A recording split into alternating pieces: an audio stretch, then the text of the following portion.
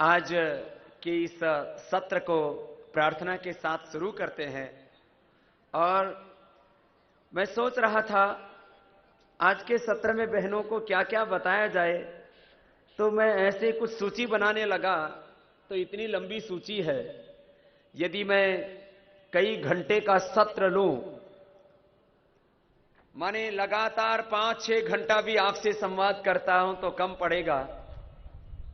लेकिन हम कोशिश करेंगे कि आज के इस महिला सत्र में हम हिंदी में भी बोलेंगे અને ગુજરાતીમાં પણ થોડું થોડું બોલીશ, જેનાથી અમારા જે કાઠિયાવાડી બહેનો છે ખાસ કરીને એને પણ બધાને સમજ પડે। हिंदी वाले कितना भाई बहनों से जो कितनी बहनें जो हिंदी समझती हैं? બધા સમજે છે તો સારું, તો પછી આપણે હિન્દીમાં બોલવાનું। કેટલા જોઈએ છે કે ગુજરાતીમાં થોડું બોલું? કેટલાને જોઈએ? થોડા છે તો થોડું થોડું બોલીશ। हमारे इस शिविर के मूल प्रेरणा स्रोत और अपने मुख्य केंद्र प्रभारी डॉक्टर जयदीप आर्य जी, उनका भी एक बार सबकी ओर से बहुत बहुत अभिनंदन है। पूरा जीवन उन्होंने इस यज्ञ के लिए अर्पित किया, उनको भी बहुत बहुत हमारा आशीर्वाद है। और आइए मिलकर के एक बार प्रार्थना करते हैं। प्रार्थना के साथ सत्र शुरू करेंगे। रोज 2 मिनट कीर्तन कर लेते हैं ना, तो सारा एक्यूप्रेशर हो जाता है। कीर्तन करने से जहां भगवान से प्रीति होती है वहां अपने को आरोग्य भी मिलता है। तो चलिए ताली बजाएंगे। अंगूठे के नीचे ना थायराइड का पॉइंट है, हथेली के बीच में किडनी का पॉइंट है, पहली दूसरी अंगुली के नीचे आंख का पॉइंट है। शक्ति के केंद्र है, आरोग्य के केंद्र है ये। अनुलोम विलोम करो, आ पॉइंट दबाओ तो आंखों सारी थी जाए, चश्मा उतरी जाए, कैटरेक्ट ग्लूकोमा आ सारू थी जाए। पहली दूसरी अंगुली के नीचे आंख का, बीच की 2 अंगुलियों के नीचे यहां फेफड़े का, लास्ट में कान का, उसके नीचे हार्ट का, उसके नीचे शुगर का, उसके नीचे आंतों का, यहां किडनी का, यहां थायराइड का, अलग अलग पॉइंट है। फिर यहां पूरी बॉडी का पॉइंट है, अलग अलग पॉइंट सारे, ये साइनस के पॉइंट, ऐसे यहां पेट का पॉइंट है। जोर थी ताली वगाड़ो, एनाथी आरोग्य बढ़શે है ना। ताली भजन साथे, भजन साथे, मारे साथे साथे बता बोलो। प्रभु जी इतनी सी दया कर दो, बोलो प्रभु जी इतनी सी दया कर दो, हमको भी तुम्हारा प्यार मिले, हमको भी तुम्हारा प्यार मिले।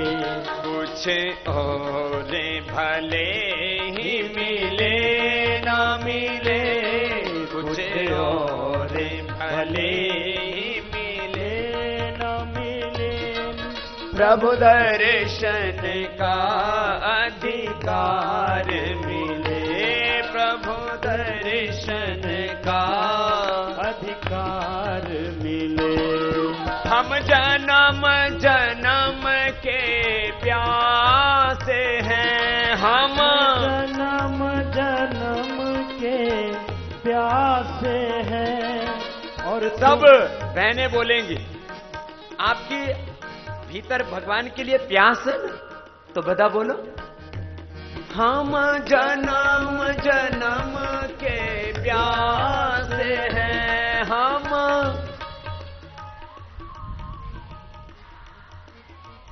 ये तो बधाने हिंदी आवड़े छे।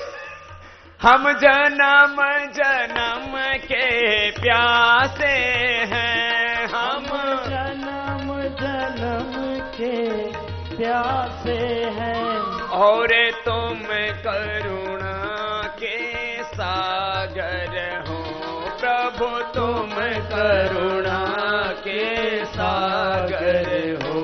करुणा निधि से करुणा रस की, करुणा निधि से करुणा रस की। एक बूंद हमें एक बार मिले, एक बूंद हमें एक बार। हाथ ऊंचा करेंगे।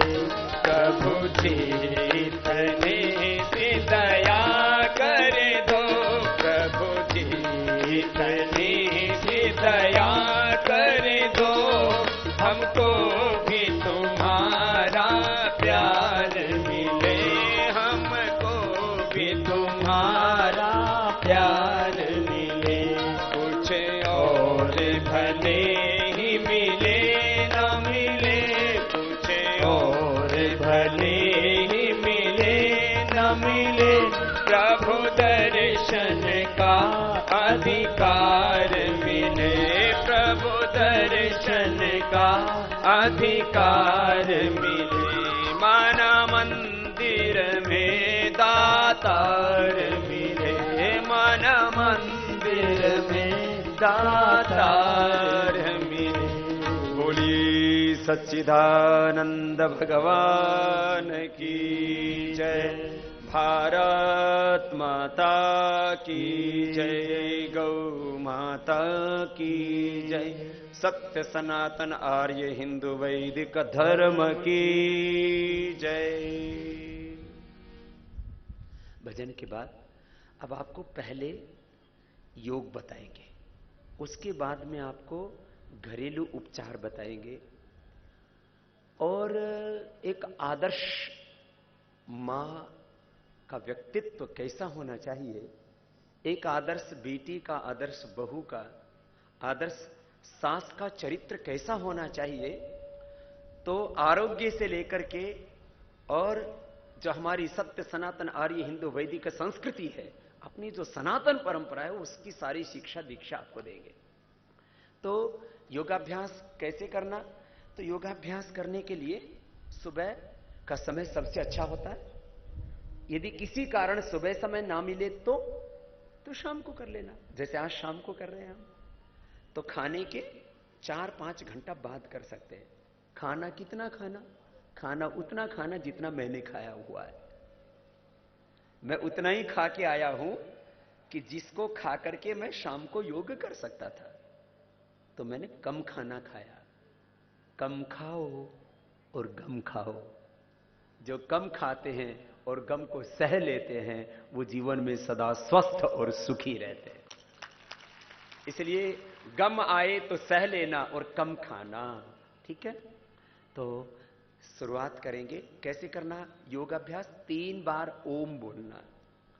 ओम भगवान का नाम है, ये कोई मजहबी नाम नहीं है। हिंदू, मुसलमान, सिख, ईसाई सब बोल सकते हैं इसको। ओम कोई देवी देवता नहीं, कोई मूर्ति प्रतिमा नहीं। उसको खुदा कहो, ऑलमाइटी गॉड कहो, अल्लाह कहो, वाहिगुरु कहो, परमात्मा, भगवान, किसी भी नाम से बोलो, ये पवित्र ध्वनि है। ओम इज अ डिवाइन साउंड। ओम बोलने से मन शांत हो जाता है। तो ओम बोलना, गायत्री मंत्र आता है तो गायत्री मंत्र बोलना, जो भी कोई मंत्र विशेष आता है तो मंत्र बोल लेना। आइए मेरे साथ मिलके पहले 3 बार ओम बोलेंगे। लंबा गहरा सांस भरेंगे।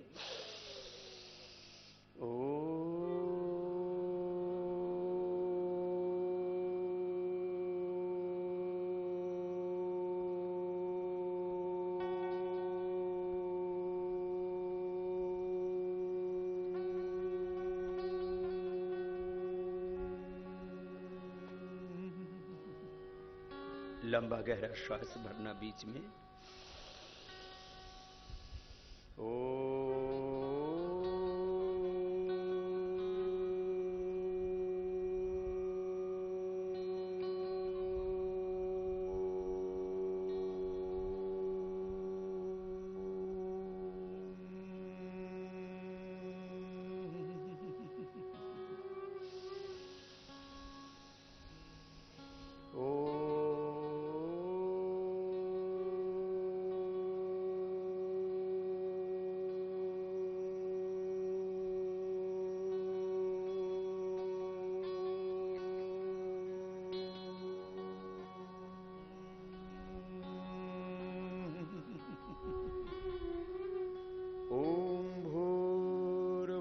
स्वः तत्सवितुर्वरेण्यं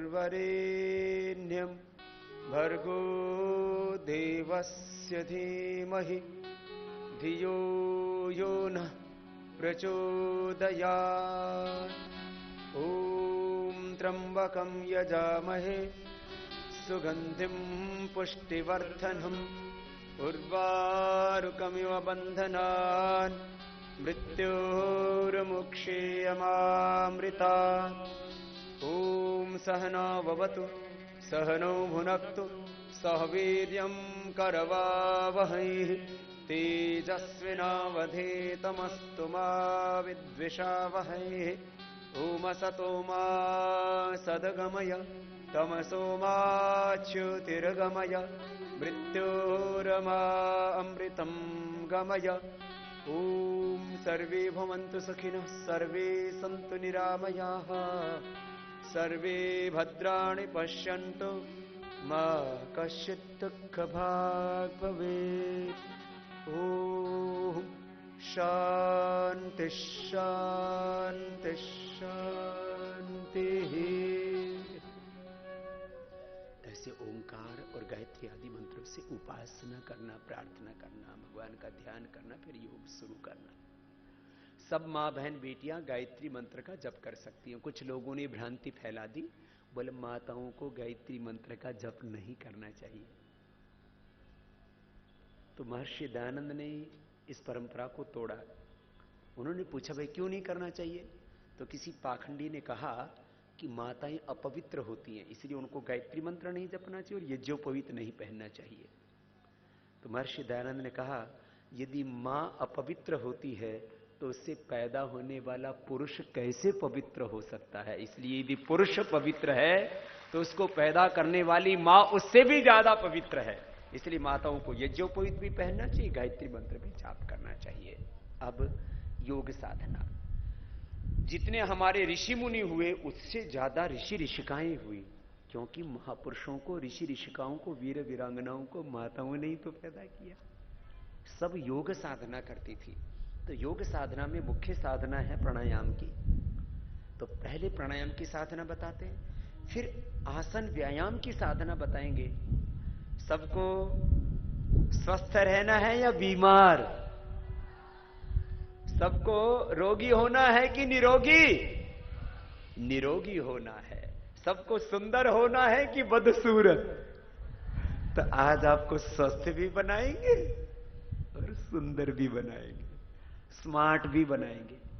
हाँ, योग करके सभी स्मार्ट बन जाएंगी। स्मार्ट बनने के लिए आपको जिम जाने की जरूरत, और कोई एक्टर एक्ट्रेस होने की भी, कोई मॉडलिंग की भी करने की जरूरत।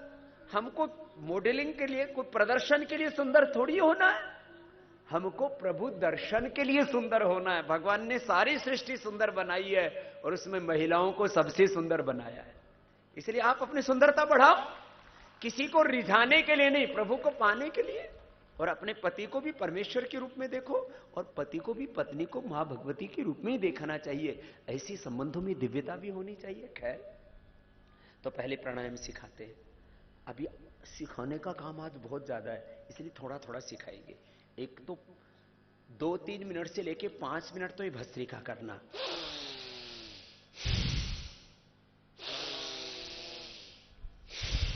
ये तो धीमे वाला हुआ, 5 सेकंड में लेना, 5 सेकंड में छोड़ना। जेने हाई बीपी होए ना, हार्ट में प्रॉब्लम होए, कमर दुखती होए, कमर नु दुखावो होए, हर्निया होए, वीकनेस वधारे होए, ए बेनो धीमे धीमे करी ले जाओ। जिनको उच्च रक्तचाप, हृदय रोग, कमर में दर्द, हर्निया आदि नहीं है, कमजोरी नहीं है, तो तेजी से कर सकते हैं। कैसे?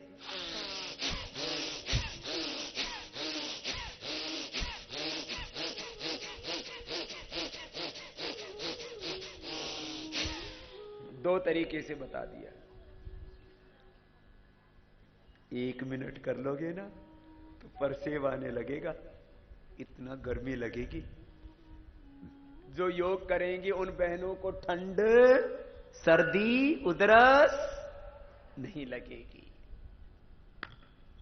जो फिर सुंदर कौन होता है? जिसका उभरा हुआ सीना हो, सिकुड़ा हुआ पेट हो, कसी हुई कमर हो, सधी हुई भुजाएं हो, सधी हुई जंघाएं हो, लेकिन बदसूरत कैसे होता? पेट आऊ थी गયું, પછી कमर आम 5 किलो इधर लटके, 5 किलो इधर, 5 किलो इधर, इधर એ ગડબડ થઈ ગયું છે ને. પછી हाथ પણ मोटा થઈ જાય थोड़ा.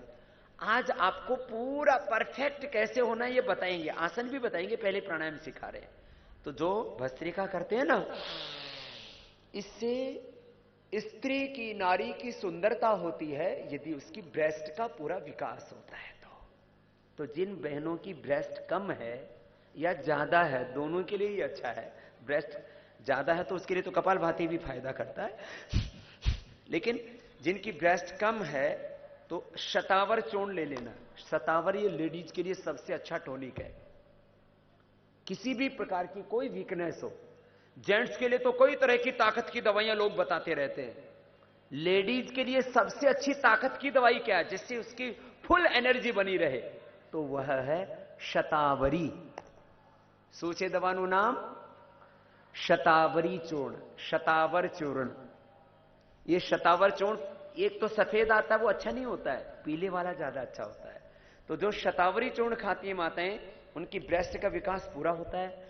उनकी ब्रेस्ट में दूध भी पूरा बनता है जब बच्चा पैदा होता है. पहले माताओं के स्तनों में इतना दूध होता था, हमारी माता तो पड़ोसी की भी बच्चों को भी पिला दिया करती. और आजकल वाली माताओं के अपने बच्चे भी भूखे मरते रहते हैं. केम? कमजोरी आ गई. तो शतावरी चूर्ण खाना. और जिनके स्तनों में दूध कम हो जाए उनके लिए एक उपाय और है, शतावरी चूर्ण. साथ में जो जीरा होता है ना, जीरे को थोड़ा सा सेक के हल्का सा, फिर पाउडर कर लिया और एक एक चमची जीरा का पाउडर खिला दो. तो जिनका बिल्कुल दूध सूख जाता है, ये मैंने सैकड़ों हजारों माताओं पर एक्सपीरियंस किया इन सब चीजों का, तब बता रहा हूं. जीरा, इसका पाउडर दूध के साथ पिला दो तो किसी मां बहन को स्तनों में दूध नहीं बनता तो बनने लग जाता है. खैर, तो ये ब्रेस्ट के विकास के लिए, शरीर को सुंदर बनाने के लिए, अस्थमा के लिए, एलर्जी के लिए, कमजोरी के लिए, पूरी बॉडी को एनर्जाइज करने के लिए भस्त्रिका जरूरी है. 1 से 2 मिनट कर लेना, वक्त हो तो 5 मिनट कर लेना. पहला प्राणायाम हुआ. अब दूसरा देखो, ऐसे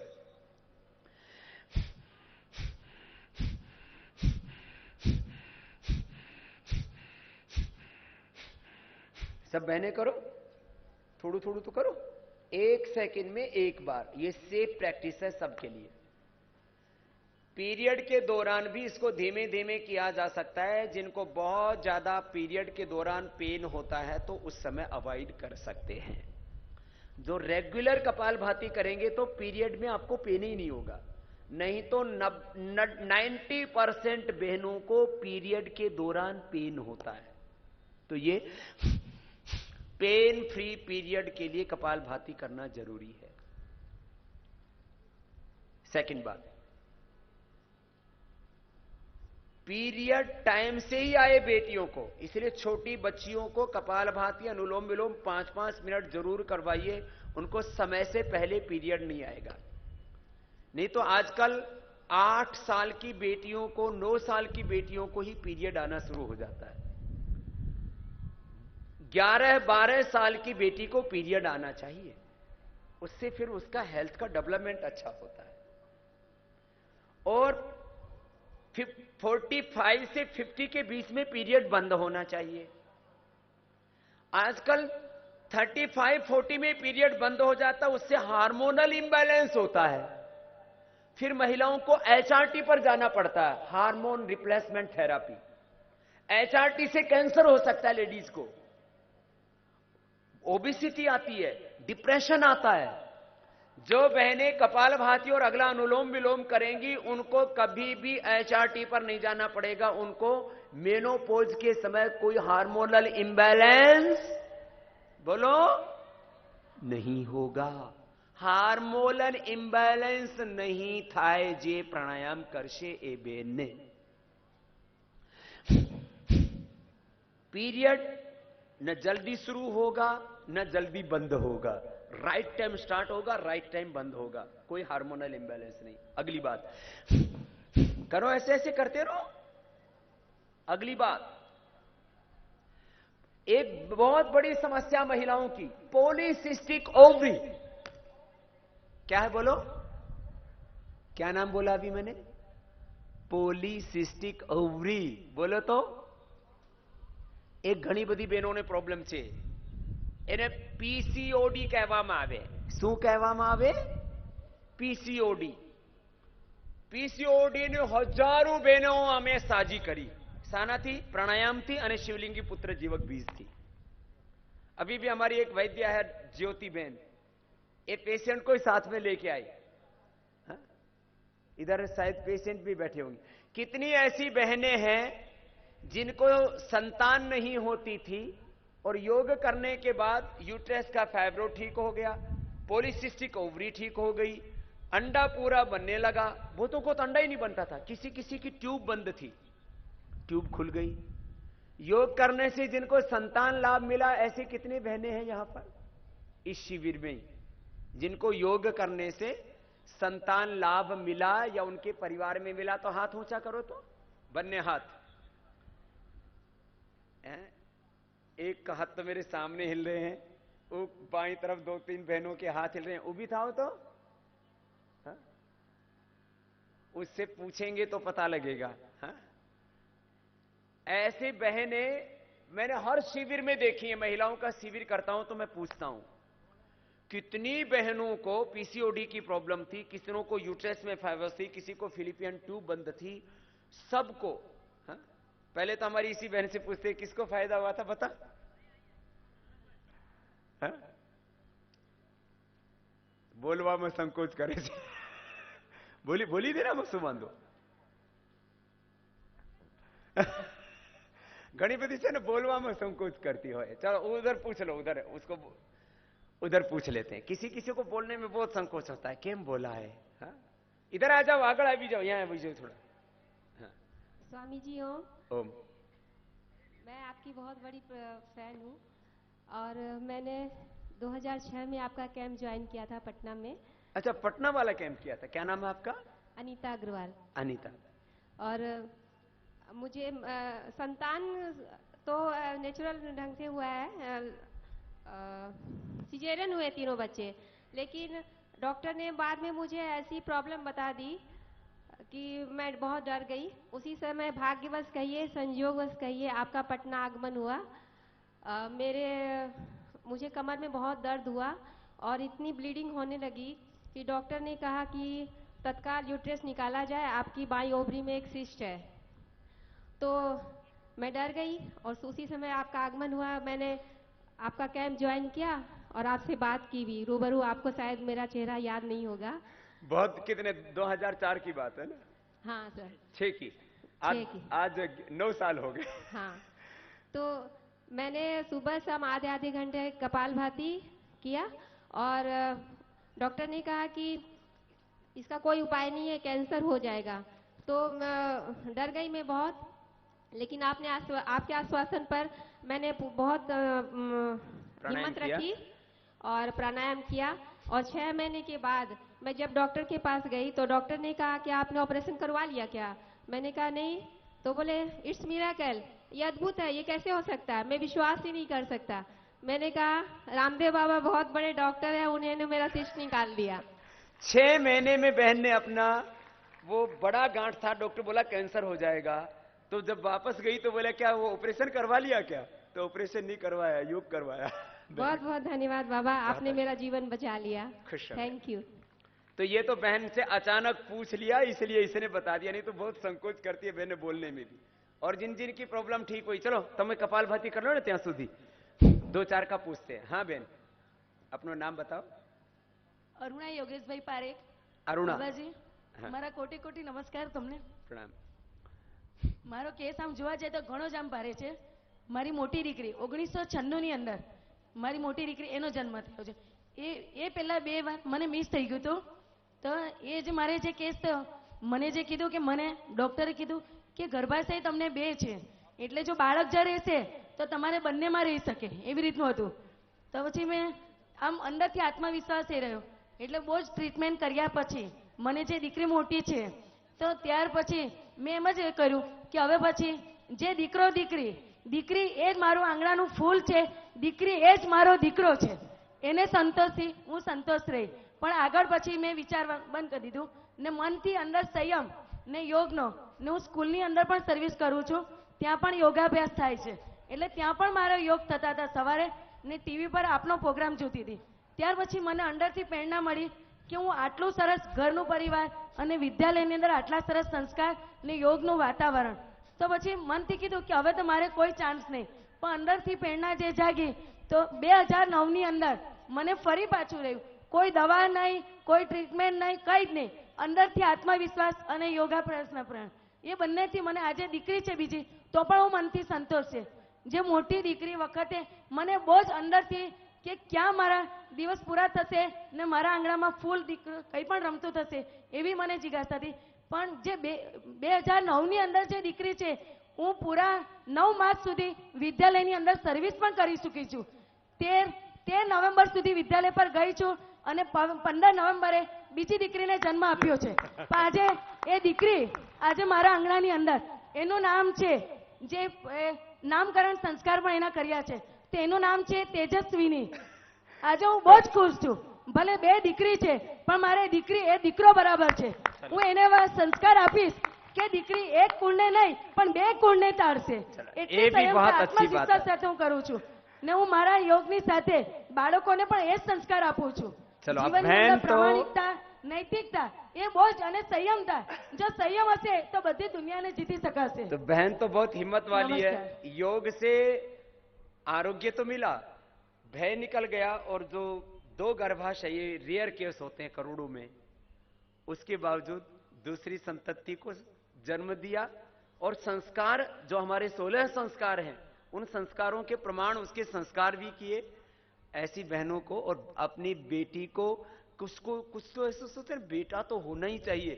और मैं आज कहता हूं यदि बेटा होना सौभाग्य है तो बेटी होना परम सौभाग्य है. ऐसा ही हमें जीना चाहिए और ये सत्य है.